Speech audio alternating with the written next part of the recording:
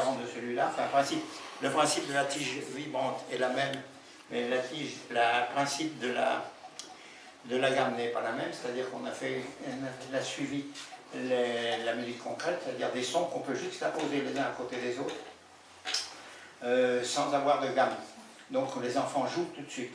Donc on a tout un système pour les enfants, et nous on a déjà, rien que nous, on a déjà touché 200 à 300 000 enfants. Et il y a déjà 500 centres en France qui se servent de notre matériel pour l'éveil musical. Donc on est très répandu parmi les enfants, mais dans un matériel différent de celui-là. Bon, j'ai été clair? J'espère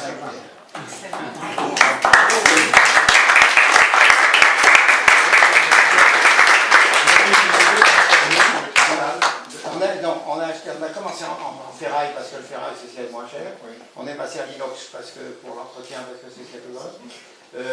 Maintenant on est au titane, mais le titane est très cher donc on le limite. Et lui, ça c'est pas moi qui l'ai fait, c'est parce que les musiciens qui travaillent avec moi et puis qui me disent tiens mais j'ai des idées différentes. Et c'est lui qui l'a fait en carbone. Donc chacun apporte en disant tiens j'ai une idée, etc. Et comme je suis assez compréhensif, je dis d'accord. Tant que ça c'est fait pour essayer d'aller au-delà dans la qualité du son, essayer, je me dis, c'est plutôt pas bon. Gardant la source. C'est Michel qui a joué. C'est Michel qui a joué. Hein? Ah non, il n'y a pas de Michel. Non, j'ai été seul pendant 10 ans. Michel a été seul pendant longtemps.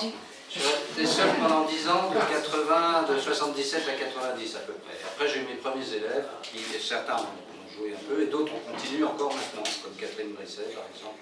J'ai commencé en 1950 jusqu'en 70 avec Jacques et Yves Lasserie. On a eu un ensemble qui a été le structure sonore Lasserie Bachet. On a fait le tour du monde avec.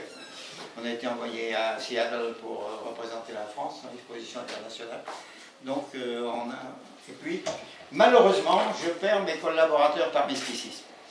Jacques Lasserie est parti à Jérusalem plus près de son Seigneur. J'ai été le voir là-bas, mais enfin c'était pas ma tasse de thé, si on peut dire. J'ai une jeune femme qui est devenue bonne sœur, elle est rentrée dans l'église, je ne sais pas pour comment d'ailleurs. Il y en a une qui est devenue moine bouddhiste. Et puis mon dernier assistant, enfin, qui m'a aidé à faire ces cristals pendant 10 ans, est devenu écolo, il est parti dans la campagne, dans le land, pour cultiver des fleurs. Donc vous voyez, ces sons ont une particularité de vous faire rêver. Est-ce que vous avez des instruments en Chine? Il y en a 3 en Chine, 2 en Chine. 2 en Chine. Ouais. Avec 2 en Chine, une élève aussi. Une élève Je vais la voir la semaine prochaine. Une élève qui est Une élève qui a étudié ici en France et qui est repartie habiter en Chine. La musique chinoise elle fait de la musique à la fois chinoise et puis occidentale aussi. Bah, si je peux me permettre, là, je lui enseigne la musique occidentale, surtout en essayant, à sa demande, hein, bien entendu, et le cristal par la même occasion, à sa demande, en essayant surtout de ne pas toucher à sa culture chinoise, voilà, puisqu'elle joue aussi de 2 instruments. Elle joue des instruments chinois. Elle joue du Guzheng et du Guzhou, qui sont des sortes de harpes, de lyres chinoises, hein, très très anciennes. Donc elle en joue magnifiquement, elle a une tendance d'ailleurs à jouer avec la même délicatesse du cristal, un petit peu comme ça. Donc au contraire, c'est très bien parce qu'elle sera très très bonne dans des pièces qu'elle pourrait adapter de sa culture ou écrire elle-même ou faire écrire pour le cristal, ce qui lui continuerait à créer le répertoire de cet instrument. Parce que voilà, c'est bien de jouer des pièces classiques, mais c'est surtout bien d'écrire pour lui et que les compositeurs se multiplient pour lui créer un répertoire soit seul, soit avec n'importe quel instrument de l'orchestre, et même avec orchestre. Et tout ça a déjà été fait, bien sûr. Mais, en France, à Paris, il y a déjà bien plusieurs instruments, plusieurs musiciens